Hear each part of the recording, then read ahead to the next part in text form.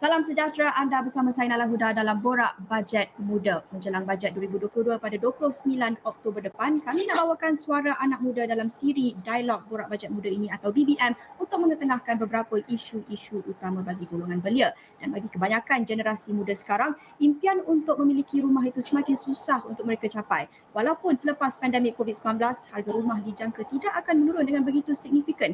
Ini menurut Bank Negara. Dan menurut indeks harga rumah Malaysia juga oleh National Property Information Centre, harga purata hartanah Malaysia juga hampir meningkat 2 kali ganda sejak 2010 iaitu sebanyak 99.3%. Justru kita melihat baru-baru ini rancangan Malaysia ke-12 atau RMK12 telah pun mengumumkan beberapa inisiatif berhubung perumahan. Apa antara program yang patut diutamakan dalam masa terdekat iaitu dalam bajet 2022?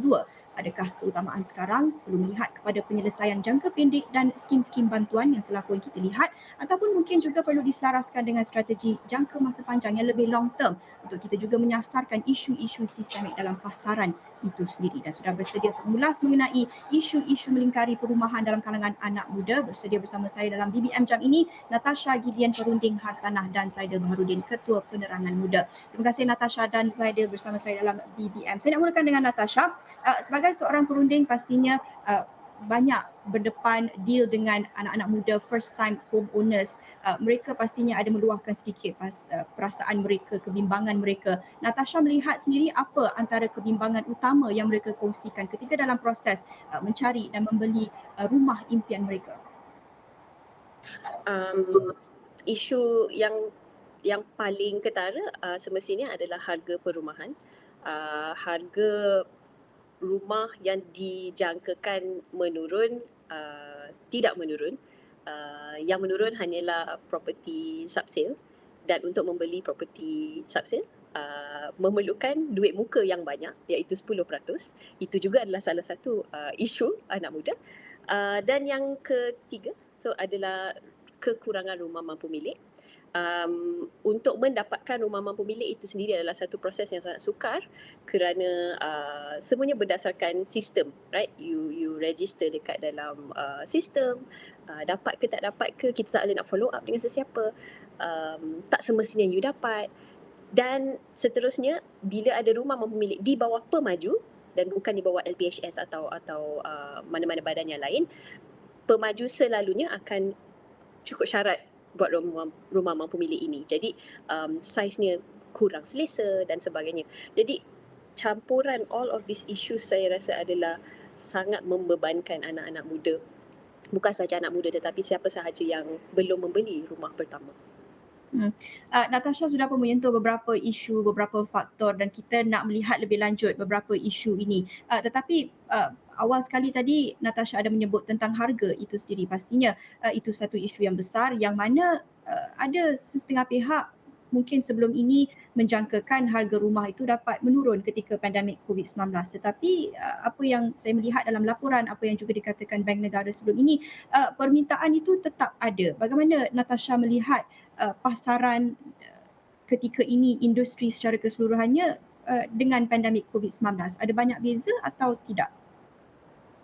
Bagi saya, this is a very personal experience. Bagi saya, pasaran dan demand meningkat kerana beberapa faktor. So, nombor satu adalah pemaju memberi banyak diskaun, banyak rebate. Yang kedua, kita ada HOC, Home Ownership Campaign dari kerajaan bawah penjana. Dan yang ketiga, interest rate telah menurun rasanya paling rendah dalam sejarah Bank Negara. Jadi, mereka yang mempunyai atau yang mampu berduyun-duyun membeli, tetapi saya rasa isunya sekarang adalah mereka yang belum memiliki dan belum mampu memiliki. Purata boleh saya katakan untuk membeli rumah yang selesa di Lembah Kelang, probably 500 to 600,000. Ini adalah 2,000 ke 2,500 sebulan, dan gaji minima kita adalah 1,200. And this has been going on for so long. Jadi kita perlu tambah lagi skim yang ada, bukan sahaja HOC, bukan sahaja skim yang ada sekarang, untuk membantu mereka yang dari grup B40 dan M40 ini. Zaidil pula bagaimana melihat kemampuan anak muda untuk memiliki rumah dalam keadaan ekonomi sekarang ini? Kita tahu isu-isu rumah mampu milik ini sudah lama ada, tetapi pastinya kita baru saja melalui satu fasa atau masa yang unprecedented kan. Cukup ramai anak muda terkesan dengan pandemik COVID-19 ini, lagilah menyusahkan ataupun hasrat mereka untuk memiliki rumah itu semakin jauh. Bagaimana Zaidil melihat situasi sekarang? Satu benda yang saya tak suka bila kita sebut pasal inisiatif kerajaan dalam membuatkan rumah itu mampu milik. Kerana kebanyakan inisiatif kerajaan sebelum ini, mana-mana kerajaan sekalipun, sebenarnya ialah inisiatif untuk membantu pemaju menjual rumah, bukan untuk membantu orang membeli rumah. Contoh, bila ada dikenakan duty stamp, diberikan rebate ataupun dikurangkan, dipermudahkan untuk keluarkan EPM untuk bayar muka 10%. Ini tidak menurunkan harga rumah. Ini mengekalkan harga rumah tapi memudahkan untuk pemaju menjual rumah. Jadi itu masalah sistem yang saya rasa kita kena akui. Itu nombor satu. Keduanya, kalau nak katakan ada permintaan, kita kena tengok permintaan tu di mana. Kalau benar ada permintaan, kenapa ada banyak sangat contohnya dalam tahun 2020 kita ada banyak overhang property ataupun hartanah tidak terjual. Dan separuh daripada overhang property ni ialah 50% lebih ni adalah high rise unit ataupun apartment, flat dan sebagainya. Jadi kenapa antara kalau ditanyakan apa skim kerajaan yang patut diperkenalkan dan sebagainya, saya rasa kalau kita benarkan pasaran itu benar-benar menjawab kepada apa permintaan, dah lama harga rumah jatuh. Tapi seolah-olah kerajaan sebelum ini cuba membantu pemaju untuk mengekalkan harga mereka, sebab tu kita tengok harga rumah tak turun-turun. Kemudian kita kena mendidik pemaju dan juga pembeli bahawa harga rumah tak akan naik sampai bila-bila. Kalau terlalu banyak, maka dia akan turun. Lagi satu, contoh saya tak faham kenapa pemaju bina rumah tepi MRT misalnya, harga RM600,000, orang yang mampu beli apartmen tu tak naik MRT. Orang yang nak naik MRT tak mampu beli apartmen tu, jadi penuhlah overhang ni. Jadi saya ingat melainkan kerajaan benar-benar ada satu skim ataupun bantuan yang membantu pembeli, adakah baiknya untuk kita hentikan bantuan kerajaan secara tidak langsung kepada pemaju untuk menjual rumah-rumah mereka yang tak laku. Okey, Zaidil melihat kepada aspek regulation, campur tangan kerajaan dalam pasaran.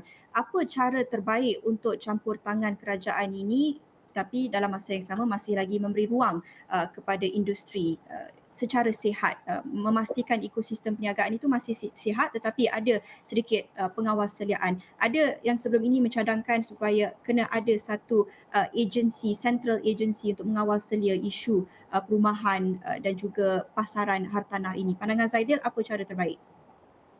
Susah bila central agency, macam saya kata. Sebenarnya central agency banyak pro pemaju lah. Kalau kita tengok beberapa kali, macam home ownership campaign, macam pemaju lebih menguntungkan daripada pembeli. Jadi isu ni sebenarnya salah satu cara paling mudah adalah zoning. Zoning banyak bergantung kepada PBT dan juga pihak berkuasa tempatan dan negeri-negeri. Dia boleh tetapkan, okey, kalau nak buat zoning untuk bina apartmen dekat sini, ini syarat-syarat dia. Tapi kalau kita tengok, banyak dapat lepas di situ. Malah kalau kita tengok ada beberapa kes rasuah, kes corruption berkaitan dengan menteri-menteri sebelum ni, banyak juga ada kena mengenai dengan swap land, pemberian tanah ataupun kes pemaju ada hubungan yang tidak selesa dengan menteri ketika itu. Jadi antara saya rasa cara paling kaedah bukan agensi tetapi perancangan zoning. Contohnya di Kuala Lumpur dan sekitar Selangor dan sebagainya. So if you want to do a zoning around here, kita tetapkan zoning harga rumah sekian-sekian. Saya rasa kebanyakan negara dia fokus kepada zoning. Okey, Natasha mungkin ada pandangannya sedikit berbeza kerana Natasha sendiri merupakan seorang anak muda daripada perspektif industri. Tetapi Natasha juga berpandangan ada keperluan untuk skim-skim sedia ada ini tidak cukup tapi boleh lagi diperbanyakkan, ditambah. Dalam bajet 2022 dalam masa terdekat ini mungkin kita boleh lihat sedikit kesinambungan antara beberapa program perumahan yang sedia ada dan juga dalam RMK 12 baru-baru ini. Natasha melihat apa yang patut diutamakan dalam bajet 2022? Apa yang Encik Zaidil ketengahkan sebentar tadi saya rasa adalah sangat lebih kepada long term.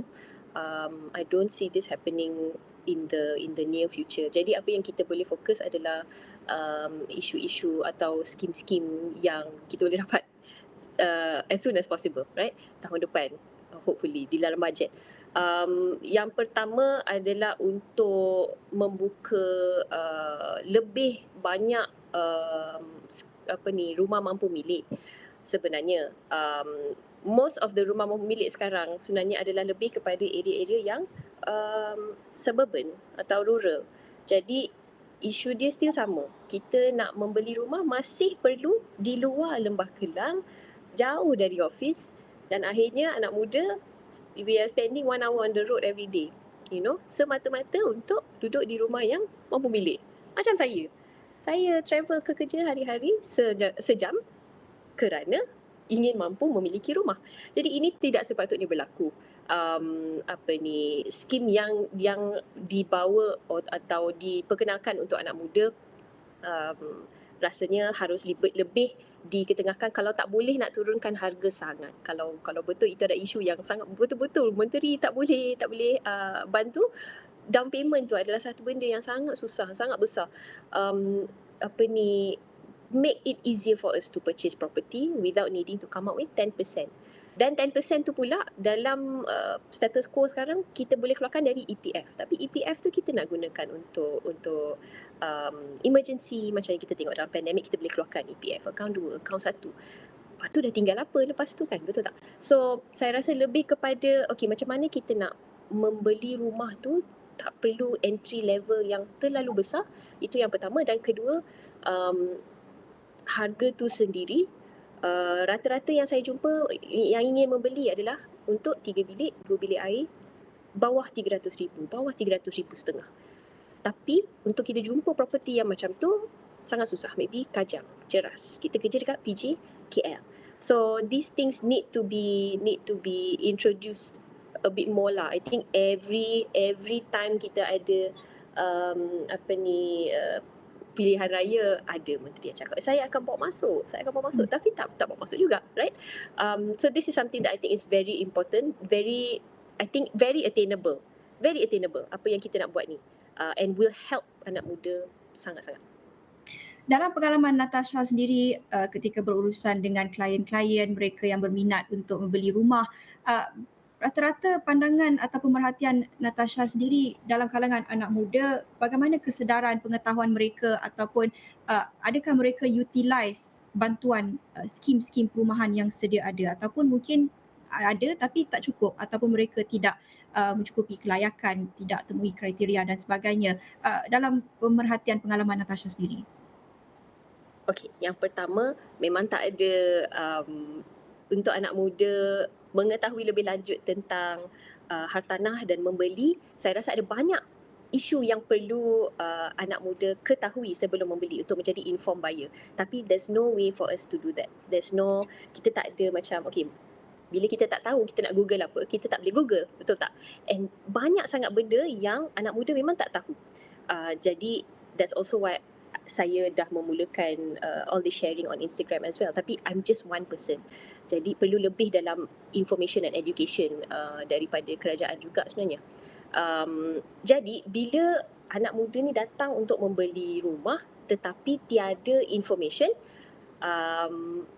number one is difficult because dia bukan informed buyer lah. Jadi senang nak kena tipu kalau ada ejen-ejen yang tidak tulus, tidak ikhlas membantu anak muda. This becomes a problem because then they will sell you anything and you will buy anything. That's number one. Number two, saya nampak ramai yang ada awareness untuk membeli tetapi tiada awareness, saya mampu beli berapa? Where can I check my eligibility? Saya boleh beli dekat mana? And then house prices, right? Natasha, saya cari rumah landed dekat KL 300,000. That doesn't exist anymore, right? So there are a lot of information yang kekurangan. Kita tiada satu hub pembelajaran or information or education untuk anak muda membeli. So I think that is something that needs to be set up untuk membantu anak muda menjadi pembeli yang bijak, pembeli yang berpengetahuan. Okey, banyak lagi yang kita nak bincangkan dilema anak muda memiliki rumah dalam situasi ekonomi sekarang ini. Tapi kita akan bertindak seketika kembali selepas ini.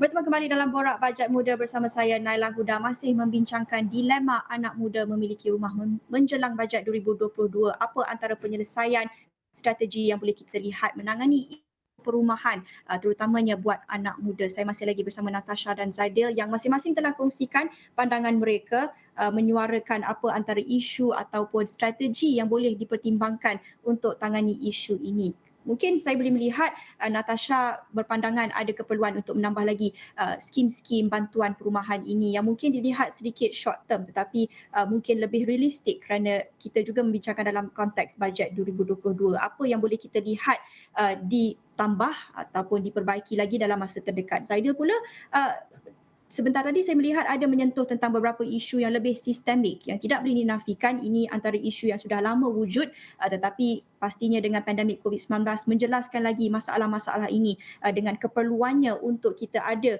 ruang untuk duduk di rumah ketika ada krisis kesihatan, krisis ekonomi dan sebagainya. Berbalik kepada Zaidil, tadi mungkin Natasha ada menyuarakan sedikit pandangannya.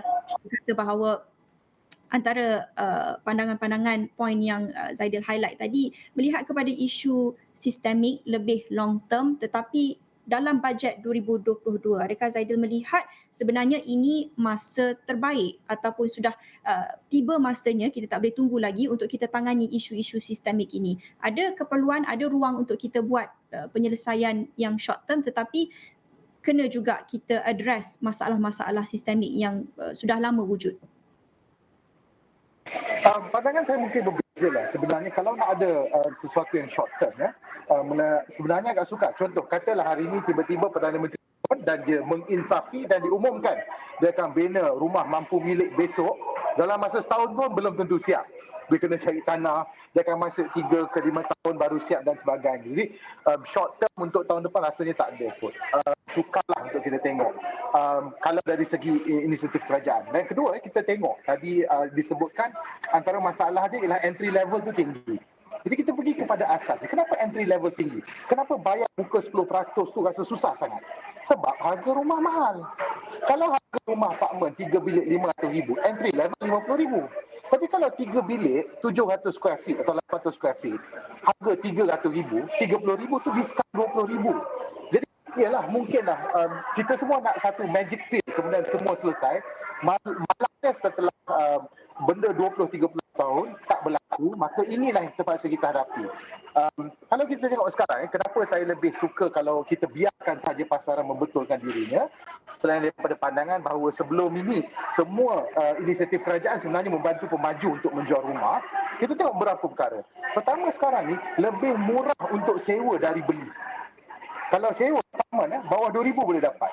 Kalau nak beli contohnya 500,000, mungkin Natasha boleh bantu saya. Bulan-bulan 2,200 ke atas tak termasuk bayar maintenance fee. Jadi kemudian anda terikat pada hutang selama 30 tahun. Sebenarnya pemaju dah rasa dah kesan ini. Jadi apa yang mungkin kerajaan boleh buat? Bagi saya itu dia tidak perlu buat. Pertama, tolonglah jangan turunkan hak pembelian untuk warga asing. Dulu 1 juta baru boleh beli buka kepada orang asing. Kemudian diturunkan 600,000. Tolong jangan buat macam itu. Tiba-tiba semua apartmen tiba-tiba harga 600,000. Itu benda pertama yang saya ingat kerajaan jangan buat. Minta tolong-tolong sangat jangan buat. Keduanya, kalau kita kata rumah tidak terlalu betul. Harga rumah tak turun. Because they don't want to show that the price is going down. Tapi tengok macam-macam rebate dapat. Boleh bayar setahun lah, dapat aircon, boleh furniture, dia bagi cash rebate balik. Sebenarnya harga rumah turun tapi dia tak nak turunkan begitu sahaja dan sebagainya. Jadi bagi saya, kerajaan kalau kita nak buat inisiatif jalan masa pendek, pertama, tingkatkan atau kekalkan harga yang mahal untuk pemilikan asing. Keduanya, zoning. Dan saya tahu mungkin saya bunyi macam rekod yang berulang, tapi saya nak kongsi dengan penonton di rumah. Cuba naik MRT Sungai Buloh Kajang, SBK line. Tengok ada tak rumah prima sepanjang Sungai Buloh Kajang line MRT station? Itu projek kerajaan. yang dipilih. Ada tak rumah prima sepanjang tu? Tak ada. Jadi betul, kita ada rumah mampu milik, kemudian kita letakkan di luar kawasan yang langsung tak ada infrastruktur pengangkutan awam, tapi semua tu projek kerajaan. Jadi sebab tu kalau mungkinlah sistemik itu, pembetulan sistem itu sesuatu yang dia malas nak cakap sebab benda tu lambat dan sebagainya. Tapi itu benda yang kita kena betulkan. Dan kalau nak tanya saya, apa kaedah paling cepat untuk buatkan harga rumah lebih mampu milik, iaitu kalau kita kita paksa pasaran atau kita biarkan pasaran, apabila pembeli tak ada pembeli, dia akan turun dengan cepatnya. Ini bila kerajaan campur tangan dan membantu pemaju, maka harga tu tak akan turun. Itulah pandangan saya. Zaidil, itu langkah kehadapan untuk kita melakukan ataupun kita the way we handle housing tu kita boleh lakukan dengan cara yang berbeza selepas ini. Tetapi masalah yang sedia ada, satu isu juga yang sering ditimbulkan, isu lambakan housing glut yang sedia ada sekarang ini. Begitu banyak rumah kosong di Lembah Kelang. Adakah sudah terlalu lambat untuk kita tangani isu ini atau sebenarnya ada idea kreatif yang untuk kita akhirnya menyelesaikan isu housing glut? Saya ada idea tak berapa kreatif tapi di luar kotak, tapi memerlukan sebenarnya kemahuan politik yang banyak orang politik tak berapa nak lah. Let the glut be. Let the developer incur losses. Do not bail out the developers. Kenapa glut? Sebab dia bina banyak harga rumah yang tak mampu milik. Kenapa kita kerajaan nak kena tolong dia untuk hilangkan glut ni? Dia untuk turunkan harga. Kalau dia tak mampu untuk jual, maka lelonglah aset-aset itu kepada khazanah, kepada bank-bank kerajaan, kita beli, maka kita turunkan harga tu pada harga diskaun. Kalau gulung tikar maju, gulung tikar lah, bukannya banyak pun peluang pekerjaan pemaju ni buat kepada rakyat Malaysia. Pandangan Natasha, mungkin ada middle way untuk kita bukan untuk memastikan kedua-dua pihak puas hati ataupun susah mungkin untuk kita cari win-win situation, tapi mungkin ada pandangan Natasha yang nak suarakan? Untuk saya lebih kepada pembeli mungkin. Jadi untuk memberikan lebih banyak not to say rebate lah, but yes, rebate, turunkan harga. It can be in a way yang turun harga, it can be a way yang free legal fees, fully furnished, things like that. But itu jikalau harganya attainable, jikalau harganya masih mampu dibeli. I think most of these properties lebih dari 600,000, 700,000, sejuta pun ada. Jadi masih belum di dalam capaian people who are really looking to purchase property. So it's a bit difficult. Yang mana yang saya rasa mungkin di bawah 600,000 boleh diberi lebih rebate, boleh diberi lebih freebies and such untuk menarik perhatian pembeli. But if not, then I'm very much open to Zaidil's Zaidil punya ni, sebab memang sebabnya betul lah, bila kita benarkan pemaju menjual apa yang diorang nak jual, of course dia akan buat harga untuk foreigner, untuk investor and foreigner in KL 1 juta untuk membeli, di Selangor 2 juta. Jadi tumpuan untuk mereka membina di KL semestinya akan menjadi 1 juta dan ke atas on the SPA. Dan tumpuan untuk menjual di Selangor adalah 2 juta dan ke atas SPA. And bila there is a glut, kita tak membeli sebab kita tak nak beli rumah 1 juta, you know. So just for the short term, I would say I think they have to do that. They have to reduce their prices, mengurangkan harga, memberi rebate, memberi all this HOC and things like that, apply for the HOC and give that to the buyer. But other than that, if the price is lebih daripada kemampuan, then there's nothing, I don't think there's much that we can do pun. Natasha, itu dari sudut kos, tapi tadi Zaidil juga ada menyentuh tentang satu aspek, iaitu kalau kita nak melihat daripada sudut akses ataupun livability dalam rumah itu sendiri. Natasha juga sendiri sebagai seorang anak muda tadi pun telah kongsikan bagaimana perlu meredah trafik sehingga 1 jam, itu satu situasi yang biasa bagi anak muda sekarang ini. Livability itu sendiri satu aspek juga. Dari sudut industri, dari sudut pemaju, adakah aspek town planning itu city planning dan juga mengambil kira aspek logistik, livability itu bagaimana untuk kita mementingkan aspek itu ketika dalam proses pemajuan rumah itu, atau kena ada seperti mana yang saya katakan tadi, ada keperluan untuk satu agensi yang berpusat yang untuk mengawal selia aspek-aspek ini, ada keperluan untuk kerjasama ataupun campur tangan kerajaan. Bagaimana, Natasha? Bagi saya susah sebab dalam agensi dalam industri hartanah ni involves a lot of money, would involve a lot of corruption. Jadi jikalau ada agensi yang ditubuhkan, macam mana kita nak ensure agensi tu tulus dan betul-betul membantu pembeli dan bukannya membantu pemaju. Kita ada buyers punya association, tetapi tidaklah begitu kuat sebenarnya. Yang lebih kuat adalah mereka yang berduit. Jadi sentiasa akan dimenangi oleh pihak-pihak yang lebih berkuasa, right? So I think this is an issue that doesn't just affect real estate sebenarnya. Kita punya systemic corruption etc. Bukan hartanah sahaja, sepanjang all our other industries. I don't know if I have an answer for you. Goes back to governance lah sebenarnya. I really don't have an answer for you.